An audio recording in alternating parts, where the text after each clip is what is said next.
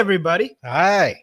Welcome to the Wrestling Through the Years podcast. I am the armchair quarterback himself, Dizzle. I'm here with the excellence of execution, the wrestling encyclopedia, the biggest brain in wrestling fandom, maybe biggest head too, based on looking at this computer screen. But Dutchie's here, everybody. Yo. And we're here with the man that puts the E and Everybody Loves Raymond. Eric's here. What up? And of course, longtime friend of the show. He's been back as a host for a while now, and it's been awesome. C Money's here. Hey. Clint is here, and we're all here to talk an actual surprisingly good show that I was surprised was so good. Backlash 2005. So we're still in the Backlash kick. Backlash happened last week. We're doing that this week. To start us off, though, what did we think of Backlash 2025, gentlemen? 20 years after the show we're talking about this week. Cena and Orton, what did we think? I thought it was decent. I mean, it was one of those cards to where it's just like, all right, you look at it on paper, it's like, okay, yeah, we'll see. Yeah. You know, we'll watch it and see what happens. And it turned out the first two matches were amazing. Dominic and Penta was pretty good. Yeah. Gunther and Pat McAfee was okay for what it was, but it was also pretty long. And Cena and Orton was, better than, it's probably one of the better matches they've had. Yeah. It's saying a lot because they're older. Yeah. Well, speaking of Cena, knowing that all he does is the couple moves, and then it's just the heelish. I don't like to see heelish John Cena. I'm telling you, I'm not. And I think you should see the regret in his face when doing that. And I'm not sure if you guys watch a post show. I didn't watch the whole show, but I saw the highlight. I saw what happened to R-Truth. Yeah. Poor R-Truth, man. That broke my heart. That was sad. I felt so bad for him. But it makes sense when he made quote of when he said someone's childhood hero is going to die. He's going to kill someone's childhood hero. And who shows up? R-Truth. Who's older? But yeah, you're right. Do you think that R-Truth deserve a title shot against if they go around at Saturday Night's Main Event for him to actually put over the heelish John Cena? It's R-Truth the person that do it. I don't know if it should be a title match, but I'd like to see the match. Well, it should be a title match, but I would maybe just do it on Raw. Saturday Night's Main Event would be cool too. I mean, I'd be happy for R-Truth, and I'd be down to see him get a world title shot, and then them take it serious and do like a month program. All right, so that would be cool. Let me just put it like this: back in July of 1989, the Honky Tonk Man, who had been doing jobs mostly because he was teaming with Greg Valentine, and Greg Valentine refused to do the job, so Honky had to do them. Honky Tonk Man hits Jimmy Snuka over the head with a guitar on an episode of Superstars of Wrestling. And the next month, he's working Hogan on Saturday Night's Main Event. Yeah. Okay. So basically, it's just like Honky Tonk was just a body for Hogan back in the day. Truth is just a body for Cena. Well, I don't even know if they'll do it. I cannot believe that R-Truth significantly impacted the finish of that match. I could not believe that is what happened, and that's the way it went down. Yeah. And I love R-Truth, and he's hilarious. But I just didn't think he would be the big thing that costed Randy the belt. I thought he might show up, but I didn't think it would be like that. And him getting I still call it that few, but the attitude adjustment through the table like that. It would end like the whole Rod, you're stepping over the line. Like Cena's been such a dick lately. Yeah. And that was hard to watch. R-Truth is so good at having that like wonder in his eyes. And he's like, what? But he made a great character though. He did make a great character. Yeah, he did. He had him smiling. He did have a. Well, R-Truth makes everybody break. Yeah. He's hilarious. That is the best comedy wrestler to ever exist, in my opinion, or at least in the top 3.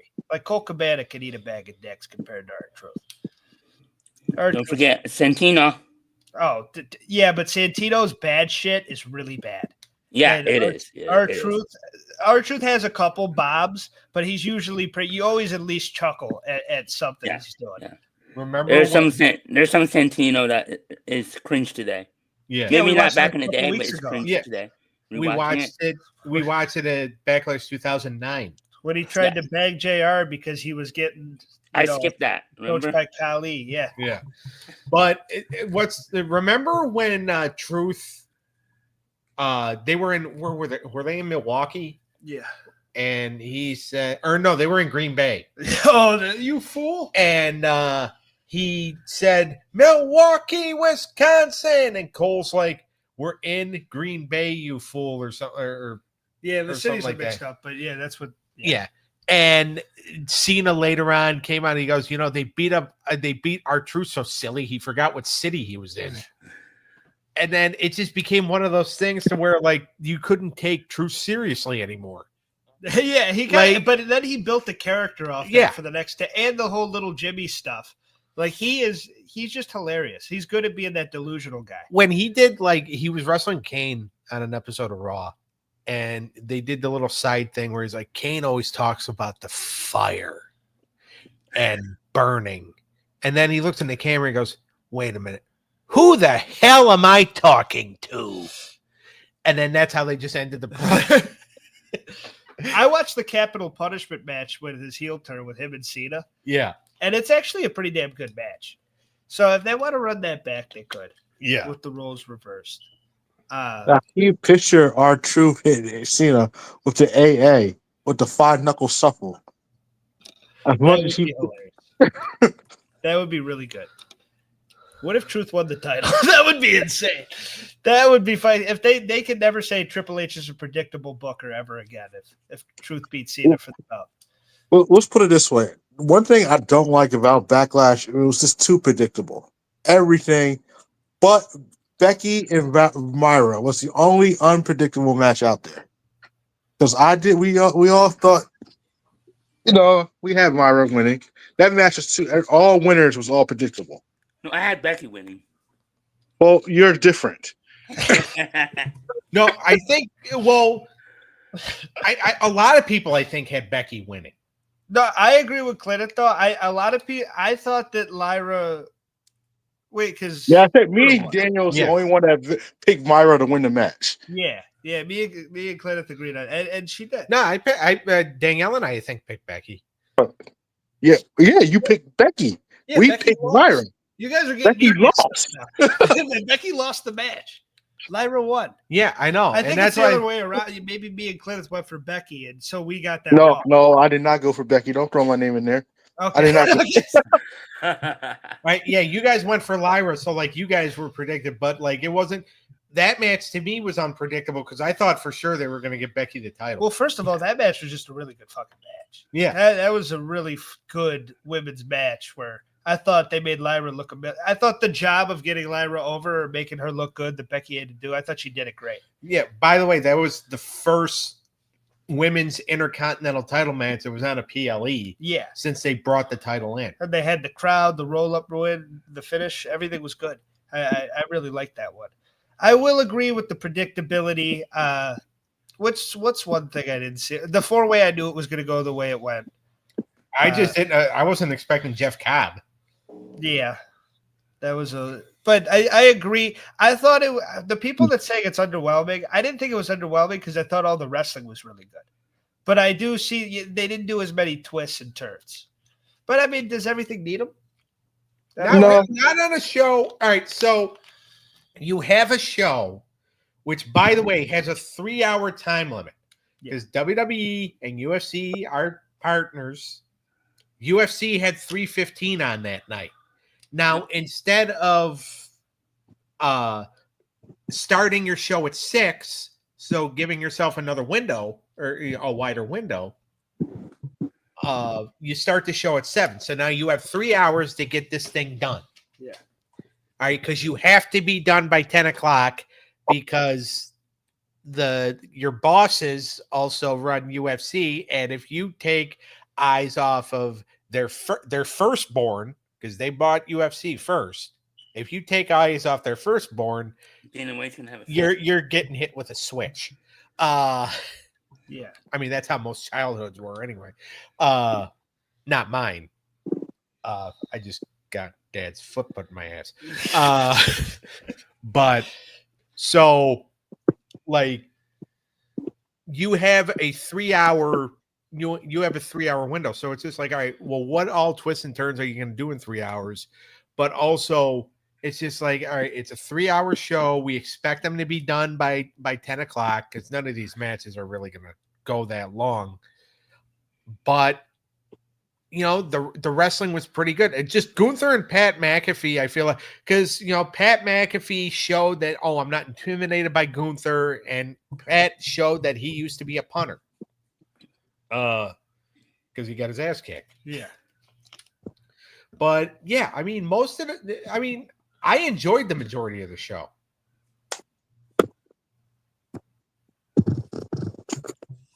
I only caught the main event.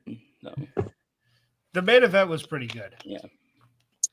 I will say Cena and Orton did go over my expectations a lot.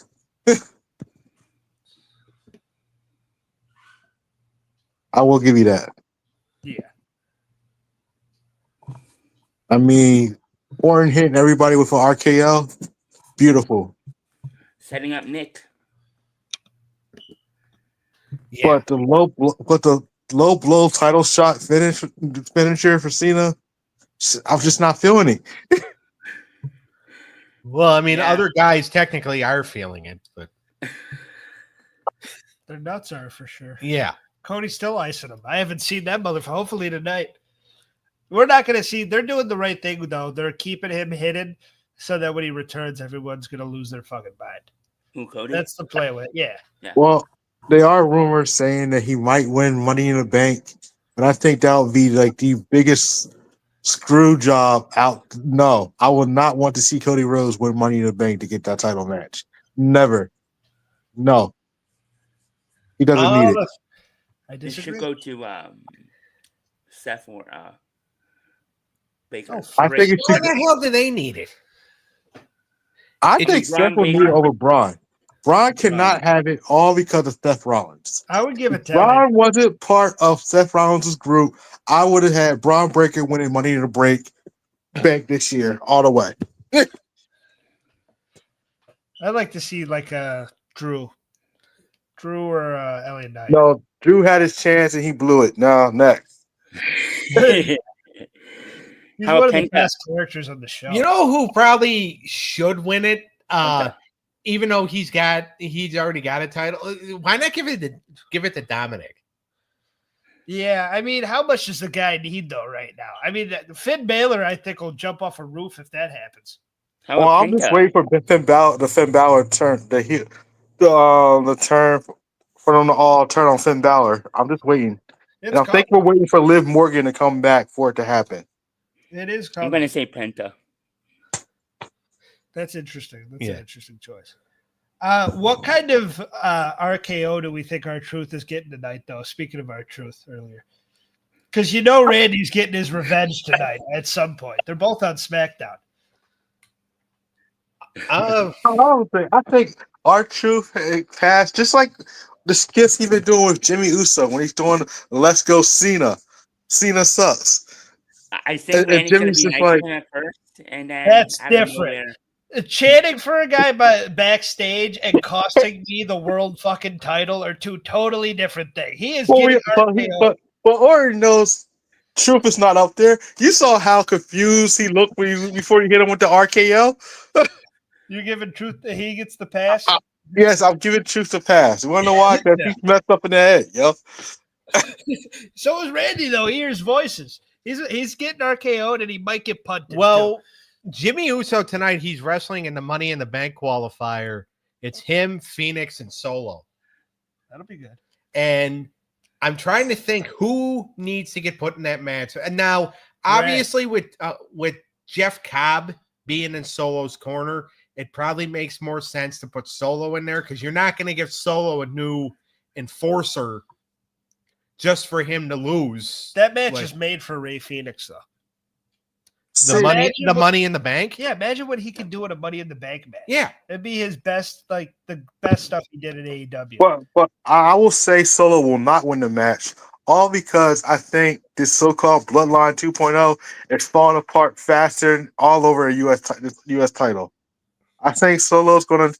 That's why Jeff Cobb is in here now to replace Jacob Fatu and help Solo become the new U.S. champion. Well, and here's the funny thing, and I've heard a lot of people, kind of talk about this online. Jeff Cobb being brought in. Jeff Cobb has only been a free agent for like a month or so, and he's already been put on WWE's internal roster, and he's already on TV.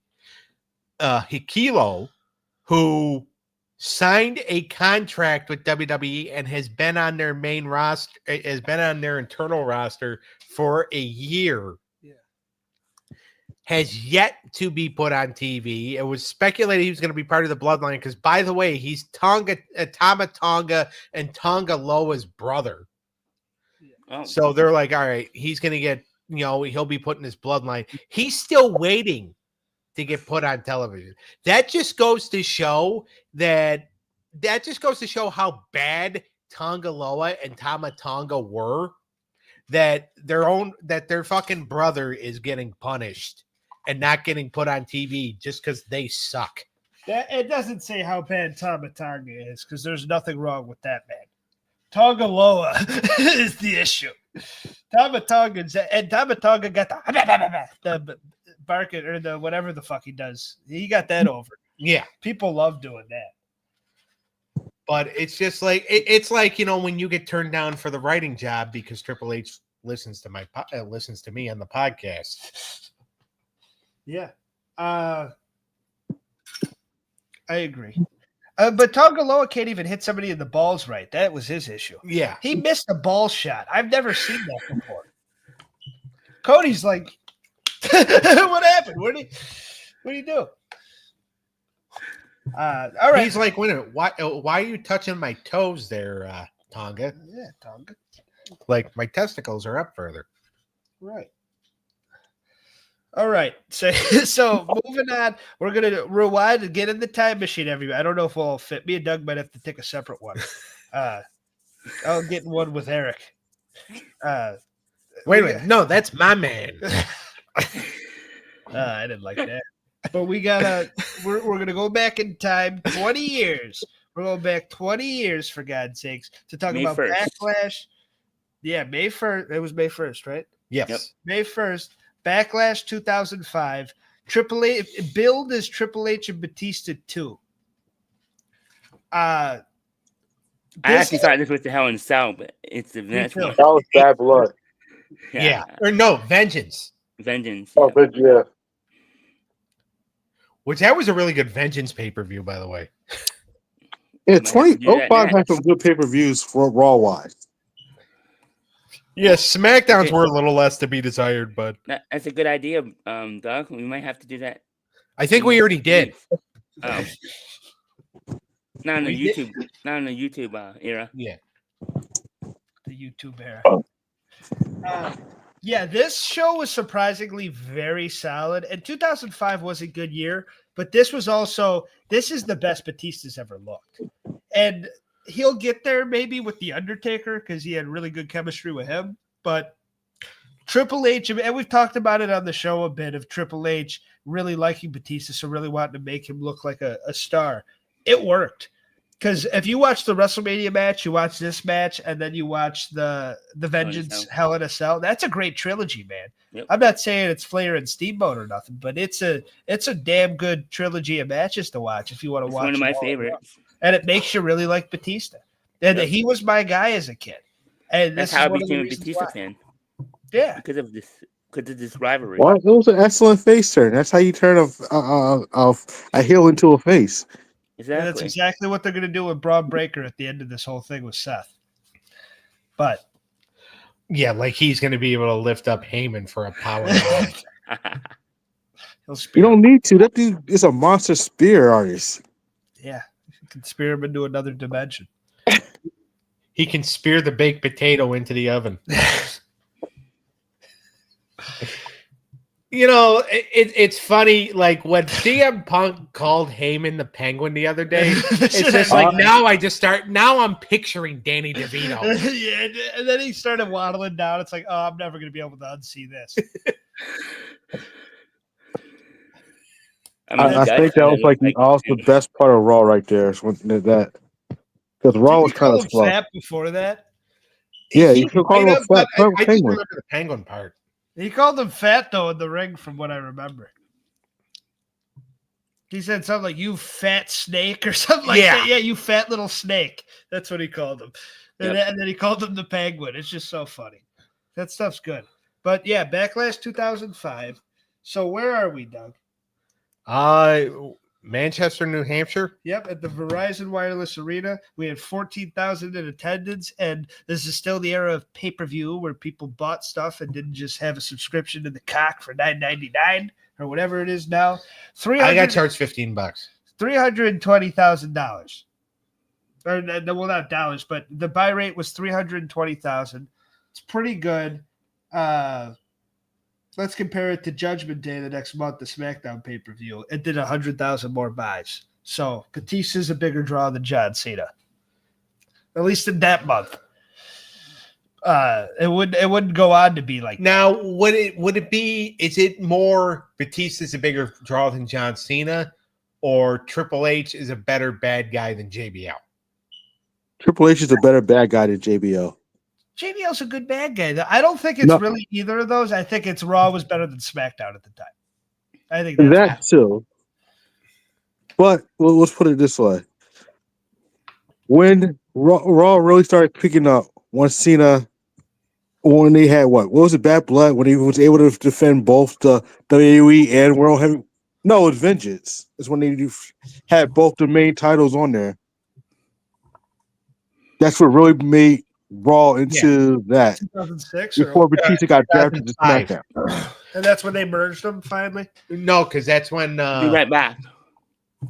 That's when they was doing the draft. So when the draft hit, Cena was the first SmackDown superstar drafted to Raw, which caused them to be able to have both WWE and World Heavyweight titles defended on a Raw pay-per-view only for the first time. Yeah, because that was still a few days before Batista got drafted to SmackDown. Oh yeah, that's sick. I forgot about that. Yeah, because you had Jericho versus Christian, or Jericho, Christian, and Cena. Then you had the Hell in a Cell. You had Shawn Michaels and Kurt Angle in a pretty good match. They always had really good matches. All good, brother. But all right, good. Yeah, because like the one time when it was so dark we could only see Eric's eyes, it was kind of creepy. I felt like I was on an episode of Law and Order SVU. But not like the Backlash, and this is a fun. And Clenneth, I'll be interested to see how you feel about it. I told him last night that this is probably, like, for me, this is a top 3 Backlash, like, or top 2. I said that this was 2004. The only Backlash that was better than this one was 2000. I mean, to tell you the truth, I didn't really feel like it. I was more into like the payoff from going into Adventure. I wasn't a big fan of this Backlash. It was more like the bridge point to SummerSlam, Vengeance Day, and then Vengeance, and then When I SummerSlam. And SummerSlam. Because of the Hogan, Michaels leading up to that. And then you had Batista, and this was a rubber match between them, all because they feared the pedigree. Yeah.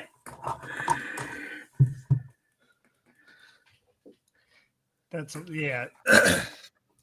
I mean, yeah. there were some things you liked on the show, though, right? Yeah, I mean, I did. The Intercontinental title, Sheldon Benjamin, Yeah. Jericho, classic.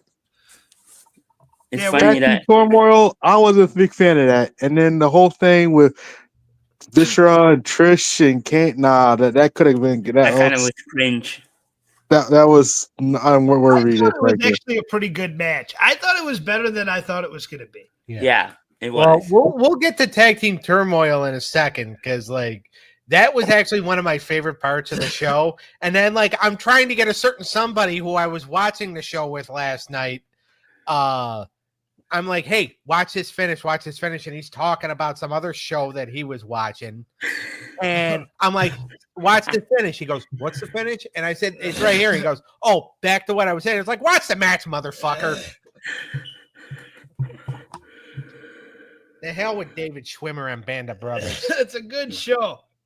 One of the best war shows ever made. I watched the finish, and guess what? 3 people fucking cheered for Hurricane and Rosie. And it didn't mean a damn thing. I was like, I'm glad it meant something to you, but what did either of those men? Hurricane's on TV more now, doing the pull aparts and shit. He's got. I didn't even know who the other guy was. I was like, who the hell is that? He's a member of the Bloodline, Rosie. Oh, It's Roman Reigns' brother. It's brother Roman. oh, no, I mean the tag team partner of Hurricane.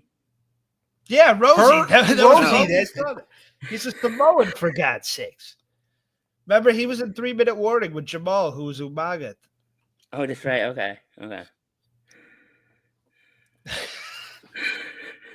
I hate all 3 of you. I like how you Hey, I knew exactly where, but Eric was so lost. I'm like, I'm just gonna leave him there. Thanks. I love doing that. No, it was a good. Well, let's start off the show first. We're kind of jumping around here. Well, first we have Tyson Tomko and Velvetus on the or on Heat. Did anybody watch that? No, I probably Watch did. it on the pay-per-view? No.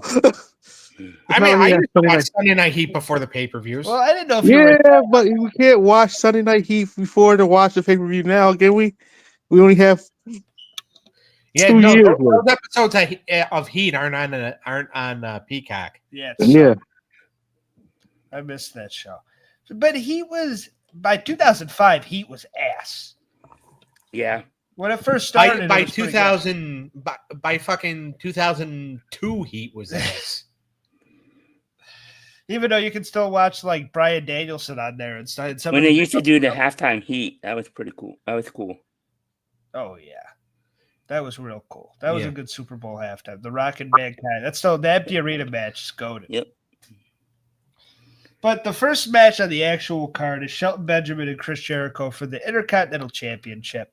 And like Clint has said, and I agree with him, at just about 14 minutes, I do think this was a classic. I do think this was a really good fucking match where both guys really – the crowd seemed – even though it was babyface versus babyface, the crowd seemed more pro Jericho than Shelton. But even by the end, Shelton had done so much cool shit in the match that the crowd was forced to cheer for him when he won. I thought Jericho was a heel. He was on his way to being a heel.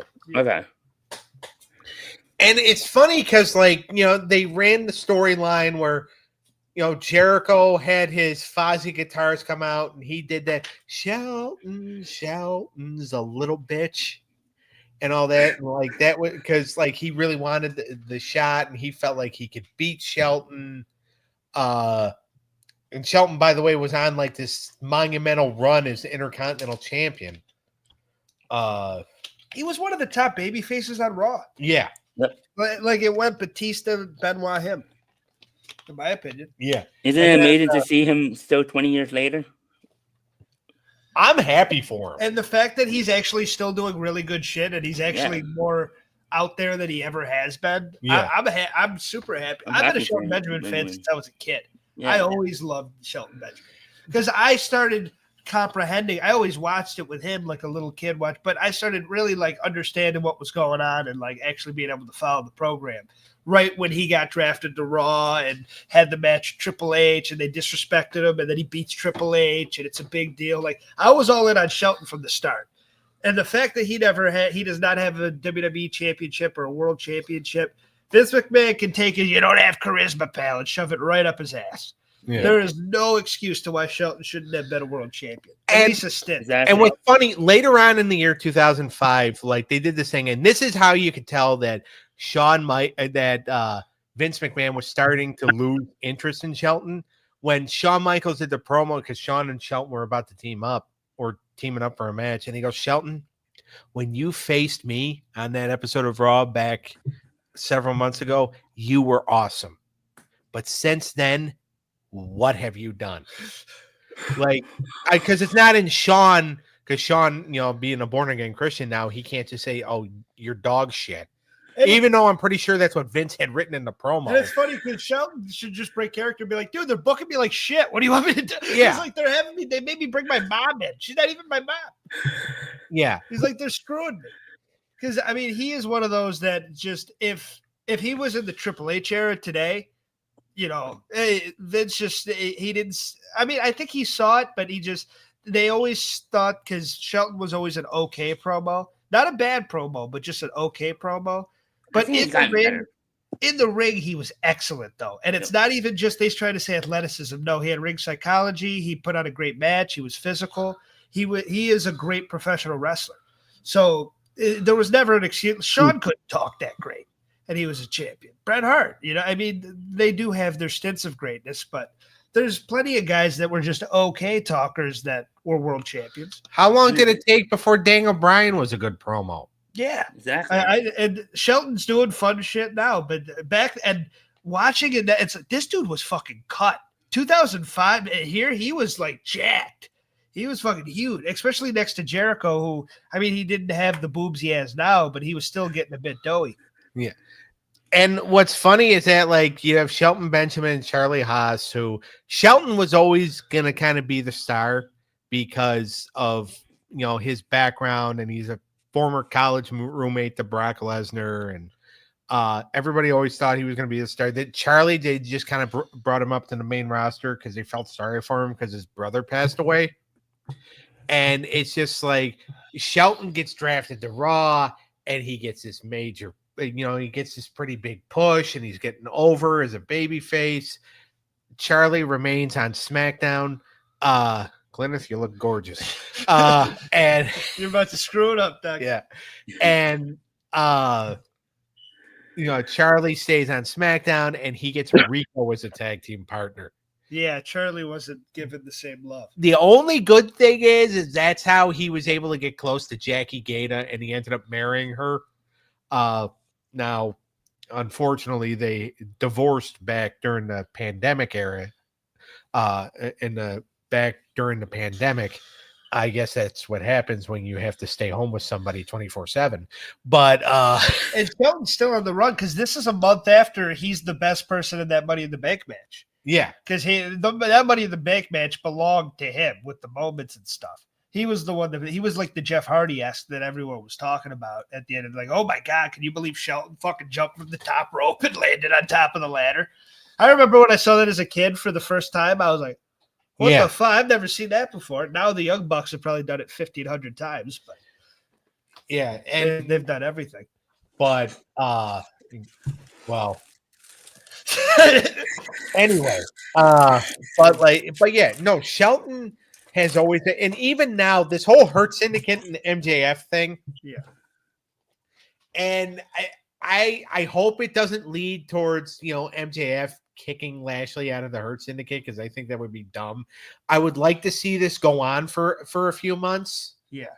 But just like when MJF jumped in Lashley's arms to give him a hug after Lashley finally gave him the thumbs up, and then Lashley throws him down, and he's just like, what are you doing? And it's just like, dude, he just he gave you his approval finally. Like, what the fuck are you doing? He could turn that thumbs up into a thumbs down anytime. But as much as we're saying about and Shelton, great.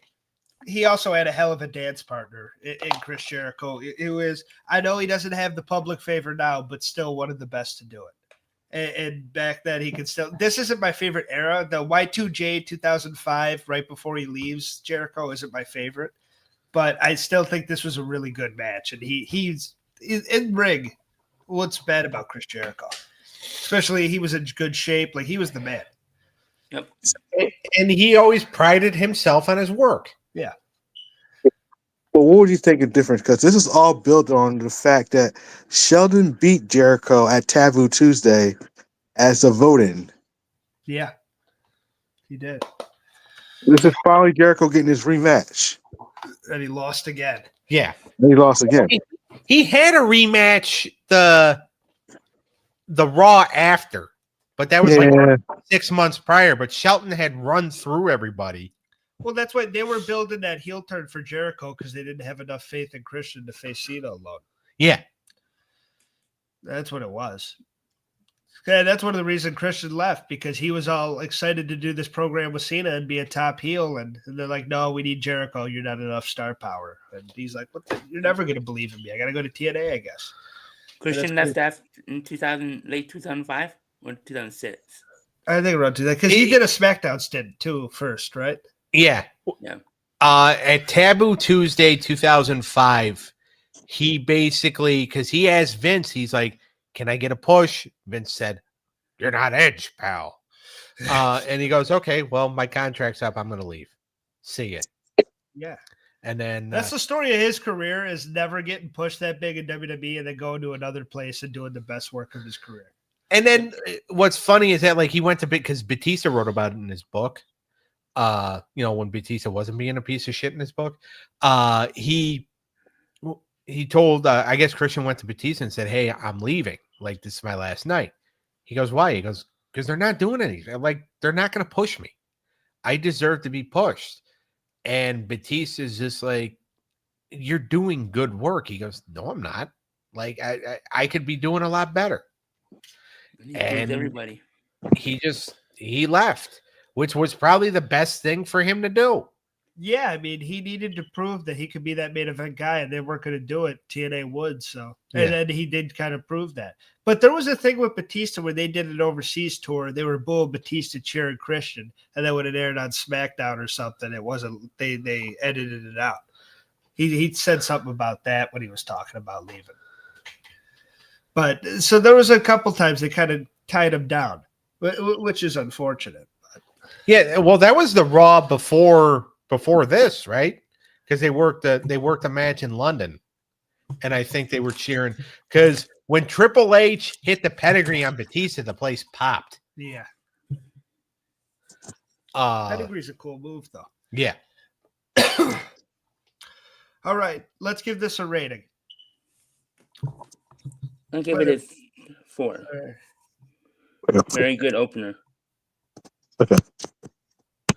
You give it a very good opener. You're supposed to give it a number. Give it a 4. I gave it a 4. That's the heroes, old man. Got out before he said 4. Yeah, I give it a 5. 5 out of 5. I enjoyed it. Yes, I really enjoyed it. It's the perfect rating from Cliff.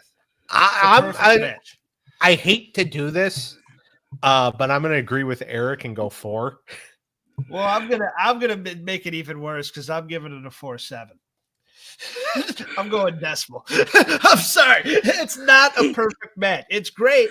It's a great match. You got to save the 5s for the greatest of the greats. That's not it. It's a great match. I round up. I wasn't going to give it no 4.5 stars. I'm sorry. It's a 4.7.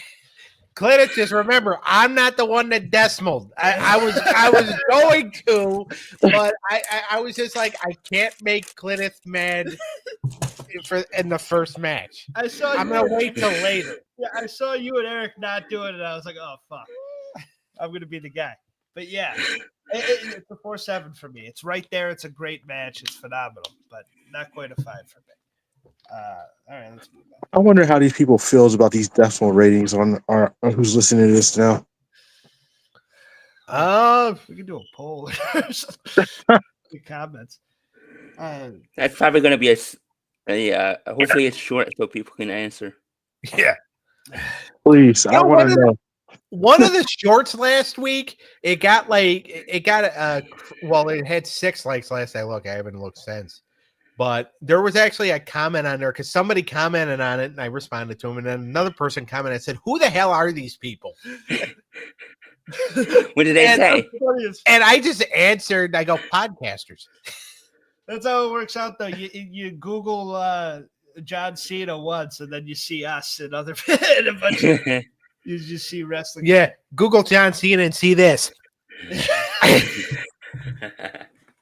right. Well, that's going to be in my nightmares.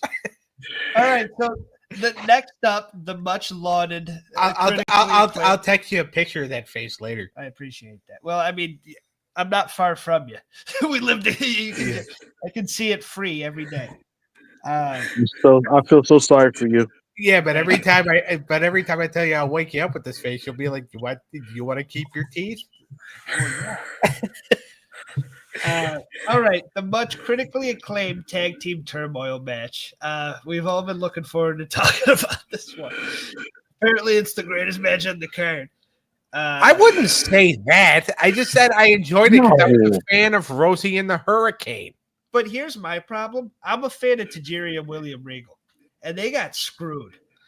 You were paying attention. That you didn't start talking about Band of Brothers until they got eliminated. Yeah.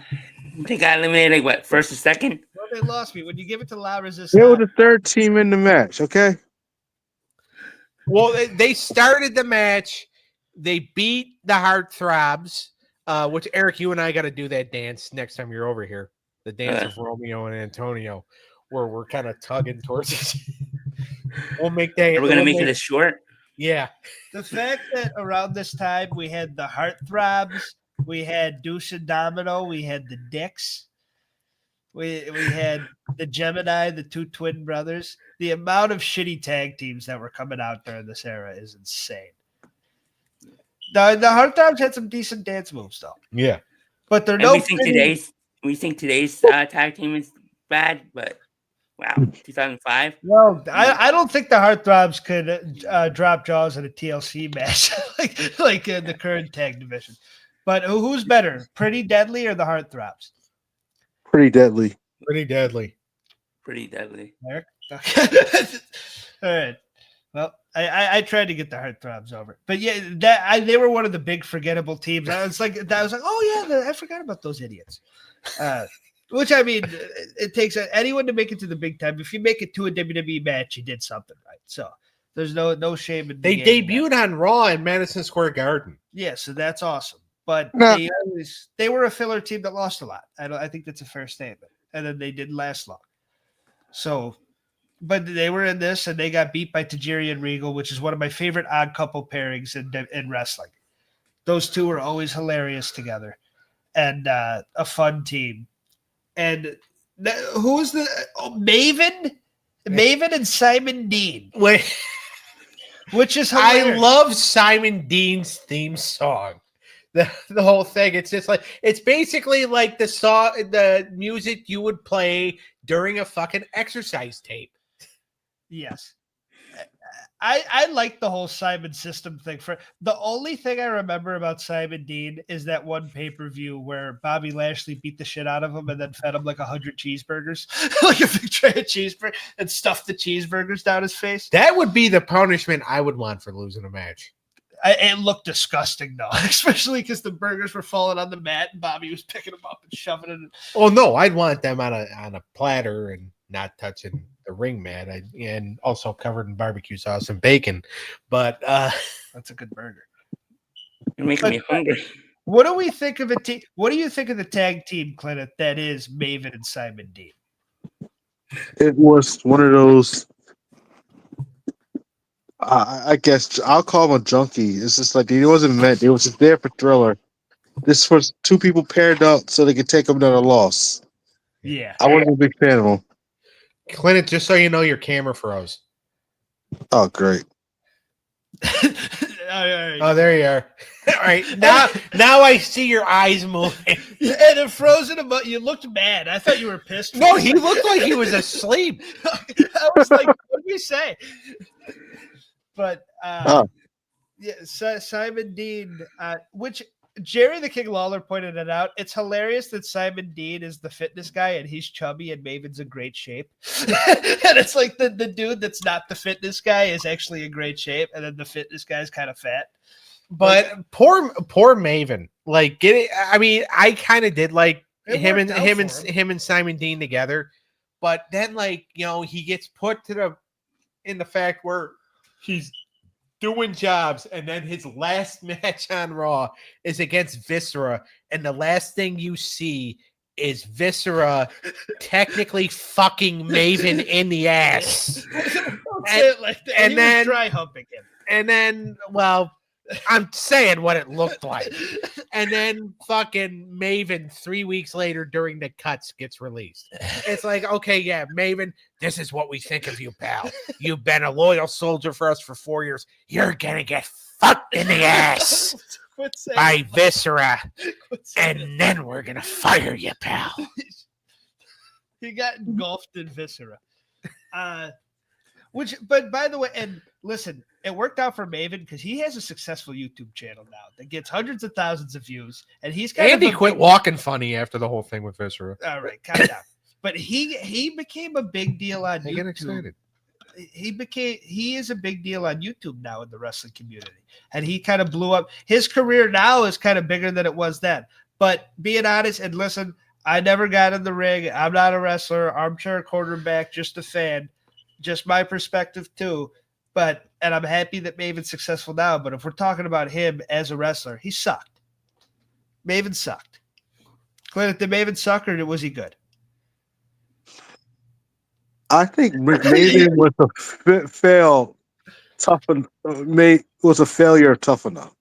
Okay, like he was a star of Tough Enough, which made him got that big push. But when he kept doing Tough Enough, you notice the winners never really got the push they actually deserve for the matches they won. I can't believe we got Bret Hart watching the front. I mean, it's not actually him. Let's have faith. You're gonna have a little. You never know. Yeah. We got Bret Hart.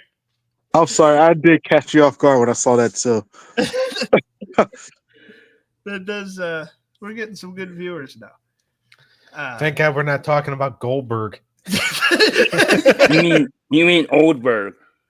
Well, yeah, Eric and Bret Hart would get along on that topic. I'm kind of a fan, so I don't know. I like Bret a lot, though. But yeah, this tag match, that's what we're still talking about, right? Yeah. All right, this tag match. Yeah, but Maven, he was Goldberg. There we go. Now I'm more convinced. And I don't mean to be mean to Maven by saying that he sucks. I just didn't think he did it. I think he's better now in what he does now than he was in the ring. I think he always kind of looked green. He never really got there, in my opinion. But huge moment, though. He got to have a moment. Yeah. He got to have a moment in the Royal Rumble with Undertaker, and that's a huge moment that nobody will ever forget. That's Royal Rumble history. So he's got that. I remember that. That was awesome. And then you go to WrestleMania 18, the one that you're at, and he's missing drop kicks. So the most memorable moment of that match is Al Snow driving a golf cart with Teddy Long riding shotgun. And they missed and drove into a bunch of shoe boxes. That's hilarious. That is the most memorable part. So La Resistance comes in, which it's not 2003 anymore. No. Which they did have a little run in the tag team division, and I did not mind them. I prefer the Salvan and Renee duo. No offense to Rob Conway. I do think he had some potential and some talent, but that wasn't his group. No. And especially because it kind of went against the whole point of the group. It's like, oh, now we have an American in here. But the French sympathizer. Yeah. Rob Conway in Salvan wasn't really doing it in 2005. But they got the win. And then Jerry the King Lawler forgets the rules of the match. And he's like, oh, so they're technically the champions, right? And JR's got to be like, no, the match isn't over. When the match is over. It's not like that stupid scramble match they did 1 year. But I And then, of course, Hurricane and Rosie come in to save the day. The big entrance, they get the big win, and you popped, and it's one of your favorite moments of the whole show because one of your favorite oddball tag teams won the belts in a big moment. So Yeah. I will give it that. That is a very cool moment. It was a good finish. I did watch the finish. After I got done talking about Band of Brothers, I watched the finish. And it was a damn good finish, and it was a good ending to the match. It's just Salva. They could have had better dance partners, in my opinion. But it was, and the whole. But it is a smart strategy if you want to take the belts off a babyface tag team and put them on another babyface tag team. This is the way to do it. Yeah, because then you don't have to worry about the babyface tag teams, working against each other. Yeah, and you don't have to worry about Rosie and Hurricane's big moment, them getting booed because people like Tajiri. Yeah. You can deal with them beating La Resistance, and then everyone's excited. And they did get a pretty good pop. What I said about the three people isn't true. They did get a pretty good pop. I mean, I liked it when they had Stacy Keibler with them. Yes. Like when We'll talk about her later. I love Super Stacy. Yeah, she. What did Stacy do? She was part of that segment that we skipped with with Chris. I almost decided. I almost skipped it, but I said, maybe I'll watch this. I've seen the Chris Masters one before. Yeah. But Chris Masters is a prick. sometimes you want to get to the matches. Yeah. Well, it's just like It's watching a flop like the masturbation piece.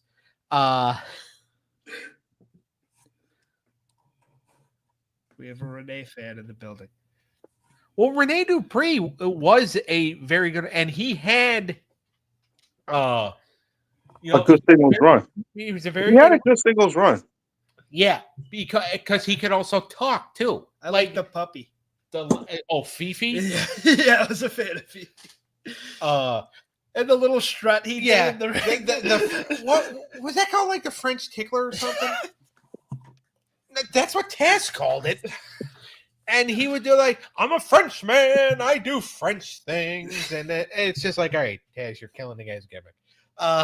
But he, another one in the Triple H era, maybe would have thrived a lot more because when you hear about the whole bullying and the toxic culture, he's one of the main people that seem victimized by it and seem to head to.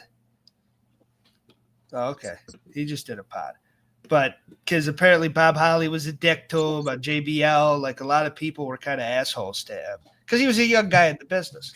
But I think if he would have had, maybe better people around him, but I don't know how it was. But it did, from what I've heard, just from various people talking about it, he didn't really have he kind of got a hard time a lot backstage.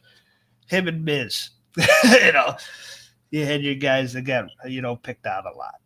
And, but I do think he was a talent. I agree with that.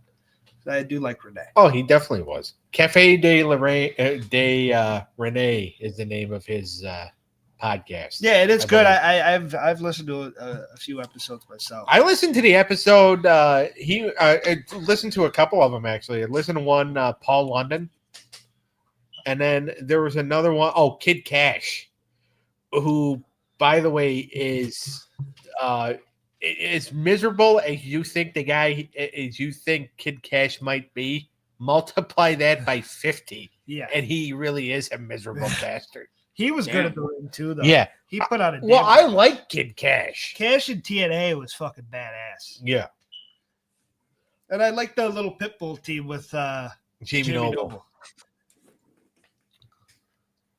All right, let's give this match a rating. What's the nostalgia for this for you? Makes me look happy. It's a good line by Bret Hart. I give it 2.5. Makes Bret Hart look happy. What did Eric say? 2.5 out of 5. Just for Rosie and Hurricane winning the belts, I'm going to say 3. See, Doug's keeping the I'll give it a 2, and that's being nice. I'm going to go 2-4. I'm going to go 2-4. I think it was a solid 2-4 match. It did, because the ending did pop me, and I was excited. And you had some really good work. I like when Tajiri and Regal eliminated the first team. The Heartthrobs. The Heartthrobs. And I like after Tajiri beat him, beat the guy, William Regal came to the other guy and like poked him in the eye and threw him out of the ring. I thought that was a fun little, hey, get the hell out of here.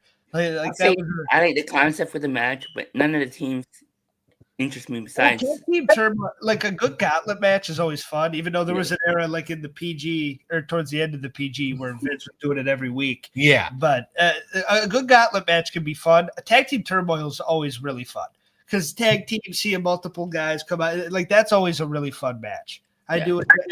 There was one in, what was it, Attitude Era 2001 that I'm thinking of, or 02 with the Dudleys and stuff. Or it might have been all the way in 04 or 03. It's around that time. Well, who won? I can't remember, but it was a damn good match. But there's been a few good tag team turmoils. I'll never forget the first one that they did at SummerSlam '99, and when JR's talking about Droz's football background, and Lawler goes, "Who gives a damn about where Droz played college football?" And then somebody else comes in and he's like, JR, you want to talk about this guy's college football background? He goes, well, not anymore. You hurt my feelings.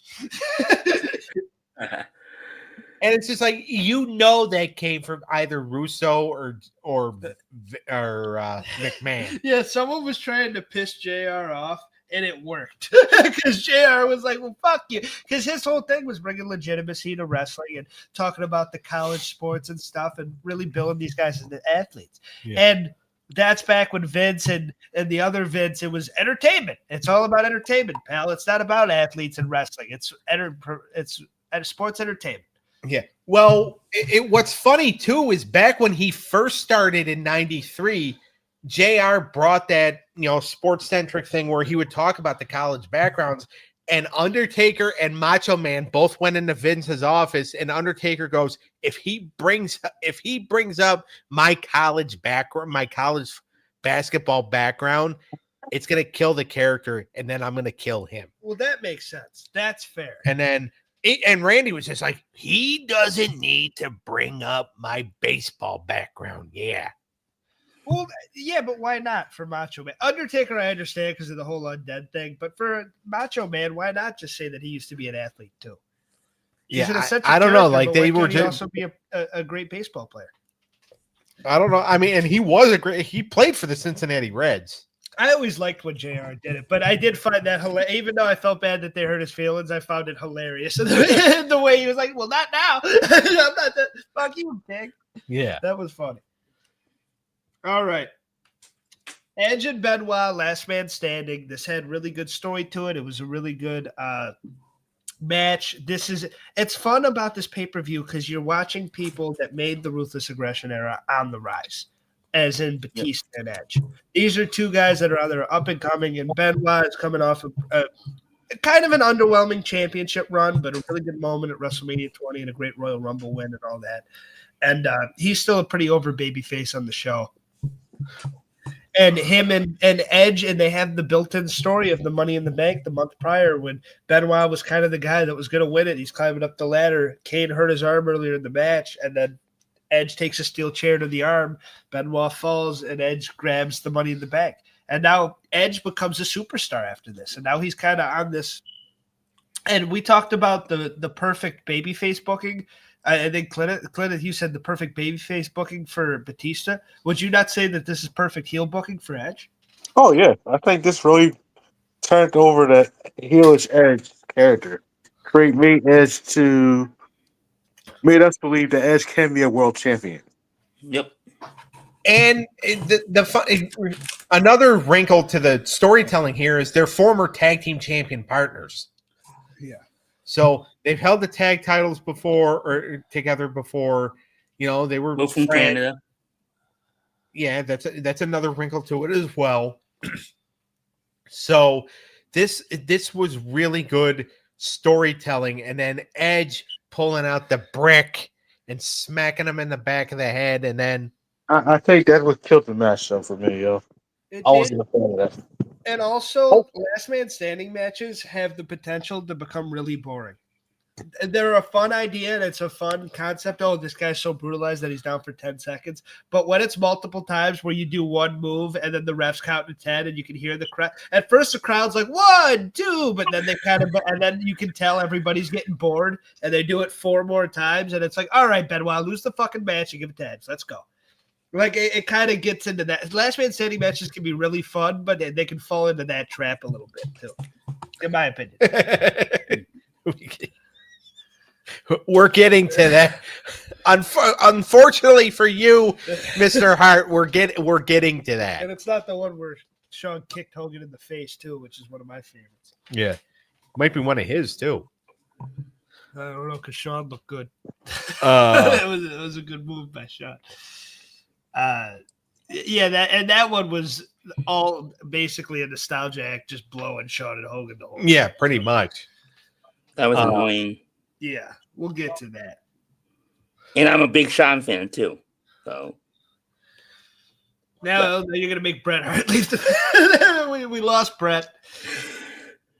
Sorry, Bret. I've always preferred Bret over Shawn. Bret? Not just I've always preferred him. Yeah. Bret, I want to know who are you for real though, because we all know you're not Bret Hart. If it is, Wait a minute! I just got in trouble. I got in trouble for saying that like 10 minutes ago. You were one of the guys that just yelled at me. Well, he changes to it. All right, let's give this a rating. It was hilarious that Edge forgot the contract, and then they caught him on the camera having to walk back, and he had to try to make it look cool, but it just couldn't look cool. Kayfabe. There you go. Keep it kayfabe. Keep it kayfabe. Yeah, so that was kind of this match. I would give a 3. I thought it was a solid match, but it did get a little boring towards the end. But it was a nice, good physical. Benoit was so good at the facials of looking like he was really fucked up, and Edge sold it very well too. So, 3 out of 5. Because Clineth almost made us lose a viewer, I'm going to say 3-3. I'm going to say 3-7. I want to say a 3. -2 on the ending. Yeah. I think the next match is the Hogan, right? Huh? The next match is the Hogan. No, the next match is Kane and Vince. I mean, they do the segment with Masterpiece, and which here's the one thing I'll say about him. First of all, around this time he's 19 years old. All right, and he's roided up and all that. He's only 19? Yeah, he's only 19 at the time. But they brought him in because he's got a great body and, he could do a couple moves and he was a good attraction. But then, like, when you started actually pushing him and then you want to institute a drug policy, which he's not going to pass because you brought him in mainly because he had the body he had because he does steroids. Yeah. They completely screwed him, and then they had Triple H do a funny line about it and be like, "Hey, you look different." Like, you motherfucker, you made him look different. Yeah. So, but yeah, so like he really got a raw deal, I think. I think he sucked. Yeah. Yeah. But yeah, so the next match will be Kane and Viscera. Yeah, and by the way, it sucks that it took beating up a woman to do it, but I think for Viscera giving Trish the big splash at the end was probably the biggest pop Viscera's ever gotten. The crowd loved that for some reason. Crowd wanted it. Chris was being such a dick, though. It was like it was the point for the crowd to love it, but they loved it. And then JR was trying to justify it, and King's just like, JR, come on. He hit a one, and Jay's like, yeah, I know, but and then JR was trying to backtrack with he had a daughter and wife, and so he was trying to backtrack, but he still went at it. He could have stopped talking. Well, first of all, and I'll say this: Lawler does not have moral high ground when it comes to women, especially when he goes to kindergarten class to pick up his women. Yeah, my favorite line that he said it at the Bruce Pritchard roast when he says when he takes a woman out to dinner, she orders pescetti.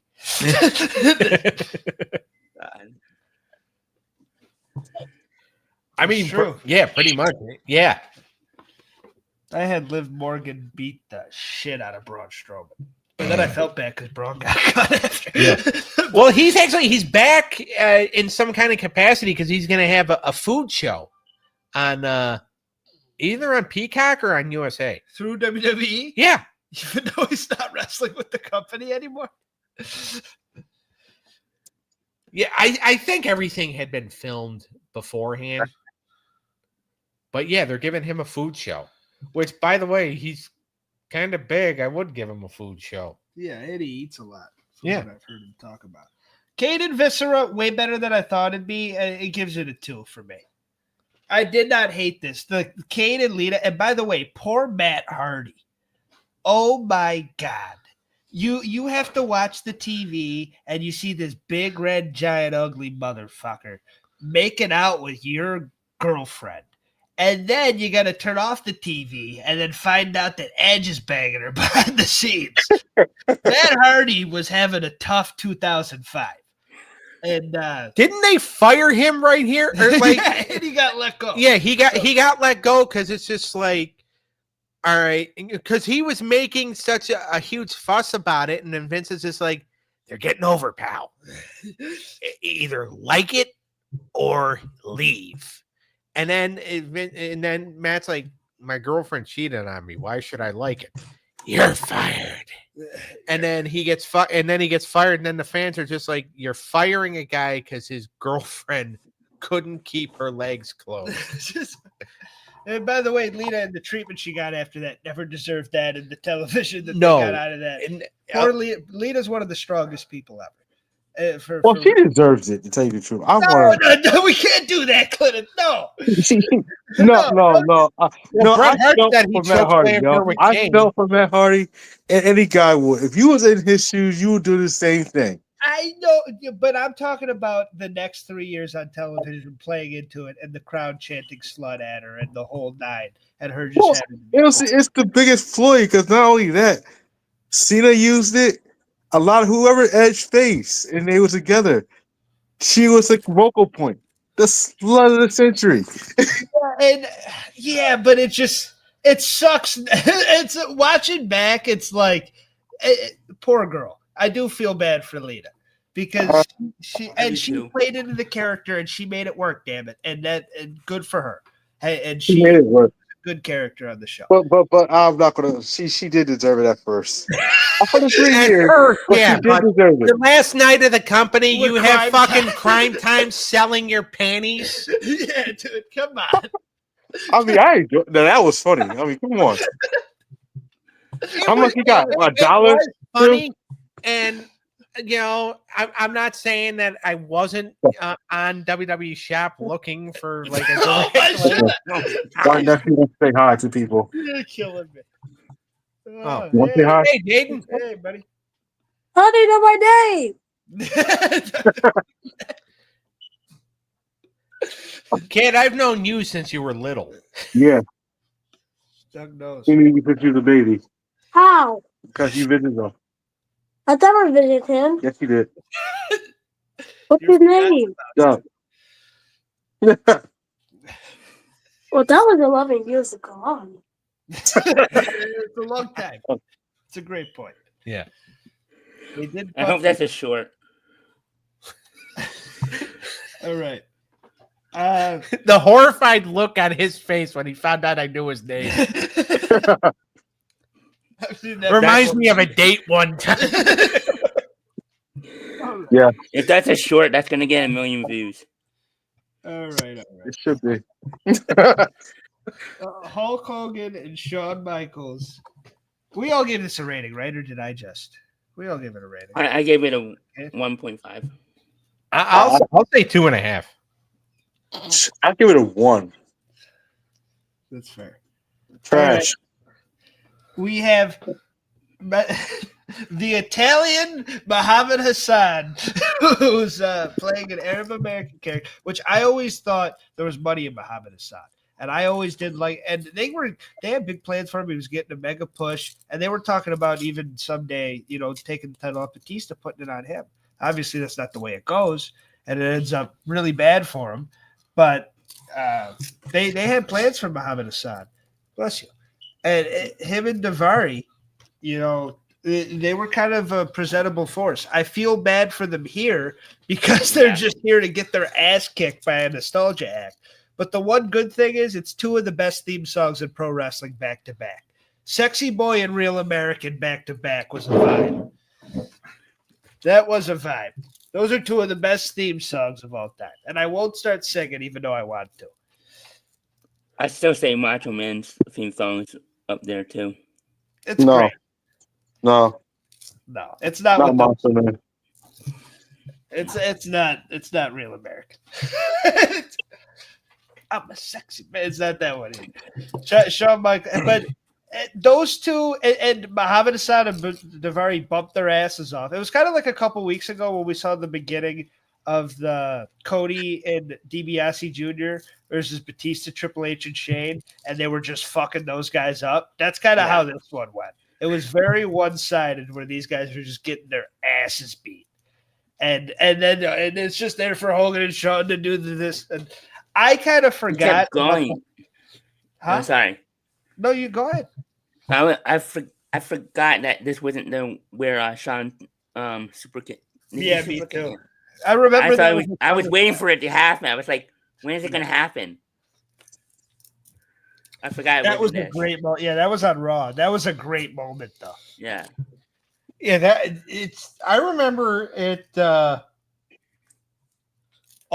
remember watching that live. I think I don't know if you were with me or not, but Kenny and I were at the house watching it because, and I think I was just gonna watch it by myself, and then Kenny's like, "You want company?" I said, "Yeah, sure." And then we watched it, and then it's just like, okay, cool, Raw's over, and then I go to turn the TV off, and then Hogan gets super kicked, and it's just like, wait, what the hell just happened? It was on the stage too, right? No, it was in the ring. What wrong was this? Huh? What wrong was this, Doug? July 4th, 2005. Thank you. All right, this match I would give it a 2-6. I'll give it a 2. I'll give it 2 as well. Just for the nostalgia act, because I'm an old fart, I'll say 3.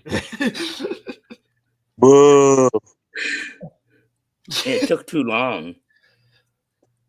It did take a little long, but it was fun seeing him beat him up a little bit. It was very America. It was beaten up. It was a little kind of ham-fisted. Batista and Triple H, they go 60 minutes. This is billed as Batista and Triple H 2. This has a big fight feel to it, and I love the spectacle of it. And it felt important for a Backlash match. And I agree with you. Backlash 2000 is the best, but that's because you get Rogan. You get Joe Rogan versus The Rock. No, because you get The Rock versus Triple H. And, back before Joe Rogan was trying to kill other comedians' careers. Jesus, we don't need hot takes. But the Triple H and The Rock at WrestleMania, that's what should have been the play. And it wasn't. And they did the Fatal 4-Way and the stupid shit, McMahon at every quarter. So you ended up getting a really stacked Backlash. Yeah. Because you had Triple H and The Rock. Yeah. Clineth, I think you're frozen again. Oh, wow. I know I am. Because I'm looking at you right now and your eyes are closed. And, like that. But I don't know what to tell you. It was a good run. Yeah. Yeah, so that Backlash was really good. This was a great Backlash main event. This was a solid show, but this is a great closer. They go about 16 minutes. And Triple H did every heel move in the book to make Dave look awesome. And Dave fucking really showed out and looked like a badass and was getting huge pops at the end. And it was a great win for him. And it was because it was around this time they were so good with the Reign of Terror and Triple H always winning. When he gets him up for that Batista bomb and he hits him with the belt, you think it's over. You think Triple H gets the belt back? They did it to Randy Orton. Why not do it to Batista? Like it seemed like, oh my God, Batista's big run is over. But then he kicks out. It's like, holy shit! And Ric Flair's involvement was fun in this. Woo! And he was a big part. I know you hate Rick, but he meant a lot to this story. And Triple H and Batista, I thought, put out a damn good match. I thought. Yeah. I don't know if it was better than the WrestleMania. It might be my third favorite in the trilogy. Yeah, I was going to say this is the third best of the three. Because the Hell in a Cell match is peak. The Hell in a Cell match is a great end of the rivalry. The WrestleMania match is an amazing moment. This is just a really good match. Yeah. But it is great. It might be the best wrestling in the three. Yeah. And the one thing you have to remember about Backlash is always about, all right, this is the Backlash for WrestleMania. So basically, any loose ends we have for WrestleMania have to get tied up here. Yeah. Okay. Now they ended up getting another match out of Triple H and Batista because they went with the whole thing of Triple H saying Batista's not better than me, even though he's beaten me twice. But I put my thing inside Vince McMahon's daughter every night, so I get another title shot. I ruined the ratings from 2003 to 2004. But I should still get another title shot, damn it, because I am the game. And then like you had like the loose ends of like Edge and Benoit, Chris Jericho and Shelton Benjamin. So you get to tie all that stuff up. Now again, well, you won them over. Yeah. You're talking shit about Triple H. That's all you need to do for the Hitman. Yeah. I love the Hall of Fame thing when you see the video of him giving Triple H the side eye. Yeah. Dude, I wish to keep beef as long as Bret Hart has. And I do. Yeah, you do. But he is the man when it comes to that. He is hilarious. But yeah, go ahead. I'm still mad at stuff Eric did to me like 4 years ago. Well, not even necessarily mad. When Eric pisses me off, I start thinking about stuff that happened like 4 years ago that he did. What did I do 4 years ago? I don't even remember. I don't even remember. It's probably just stupid shit that I probably just like dwelling over. 99% of the time, I'm nice to you. It's 4 years ago. What you allow that stuff to weigh you down for? That's why you still big. Let it go. Yeah. Well, this is a good therapy session. Yeah. But well, no, I'm just saying that like sometimes it just happens. Like if something, whatever, and then like I just start thinking, oh yeah, I remember when, this happened, and it's just like, and it's just basically to just get myself in a bad mood. But that's like the way, like, it just happens sometimes. Some people are just that bitter. And I love you for it. You're a miserable bastard, and I love you for it. We all love you, though. I really do look like one of the old guys from the Muppets. Yeah, you do. This was a great match. I'm going to give it a 4.8. I think it was very close to a 5-star match. Like I said, it's their third best match, so I can't give it a 5. But it's a damn good match and a damn good rematch. And I think it cements the point that Batista's a star. Batista's a star here. And this might be, besides the Undertaker stuff, this might be the best he ever looked. Yeah. Yeah. I'd say 4 or 5. I'm going to agree with Doug and say 4 or 5. Oh, boy. I'll give it a 4. I'm not playing this. All right. So let's give the whole show a rating. We do it out of 10. I'm going to go first with an 8.3.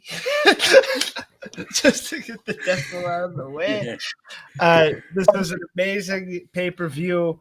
It was a tap for one of the throwaways, one of the secondaries. This isn't SummerSlam. This isn't Survivor Series. This isn't even the Rumble. And this ain't Triple H. And this ain't WrestleMania. Oh my God, I killed Clinton. But you bastard! I appreciate it. Oh, we appreciate that, sir. But this was an amazing pay-per-view that I thought did the job of telling continuing stories and also giving good payoffs. So I thought it was It was a fun pay-per-view and great wrestling across the board. Yeah. Make sure to tell your friends too. Me? I am telling my friends. No, I'm talking to the Bret Hart. Yeah, I know. Yeah. All right, Eric, give it a rating. Very good show. I enjoyed most of the matches, opener and ending, and what was another? And the Shawn Michaels match was okay. So I'll give it a 7/7. I would go 8. Just mainly based on how good this was, and there was feel good moments in there. Not necessarily getting hit in the head with a brick, but there were feel good moments in there. There was Kane and Viscera was better than I think it should have been. And Triple H Batista, it was great nostalgia with Hogan and Michaels back when nostalgia actually helped sell things. Yeah. And Triple H and Batista was really good. So yeah, I'll give it a solid 8. Read the ticker, Doug. Huh? Hey, I want to Ticker. get this. Go ahead, Glenn. All right, go ahead, Clinton. Okay, I want to give this a 6 out of 10. I love the opener. Batista, Triple H 2 was good. A lot of in between. I wasn't a big fan of Tag Team Turmoil. Viscera and Kane was garbage to me. The last man standing match was good until the end. Yeah. But a lot of the in between stuff brought the score down in my eyes. All right. Yeah. Fair enough. 6 out of 10. There you go. That's how we feel. Everybody, as we know, in the wrestling community, there has been a passing. Sabu has passed, RIP, and we will be doing a tribute show to him next week. The Sabu retrospective is coming next week. Nice. So we'll see everybody next week for that. Doug, what do you got lined up for the cartoon show tomorrow? All right. So over for the cartoon show on the When Tunes Combine YouTube channel, we are in second round action of the Cartoon Classic. Second round starts tomorrow. It is Rocket Power versus Rugrats. So Eric's favorite show, Rugrats, versus our other buddy Sean's favorite show, Rocket Power. Thank God we have a third judge that could be impartial. We're in Clinton's closet now. But we have it looked like we were in some dark part of the room.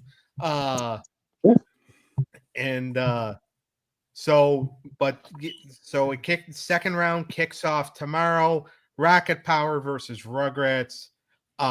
And basically it's going to come down to our wild card Dave, who he just wants to piss off more. All right. So we'll see everybody next Unfortunately, I'm not lying. No, you're not. We'll see everybody next time. Clinton, always a pleasure. E Nasty. Yep. Later. Eric, you'll take care of the shorts, please. Absolutely. Love you guys. Love you Later. too. Peace. Peace. Peace. Peace.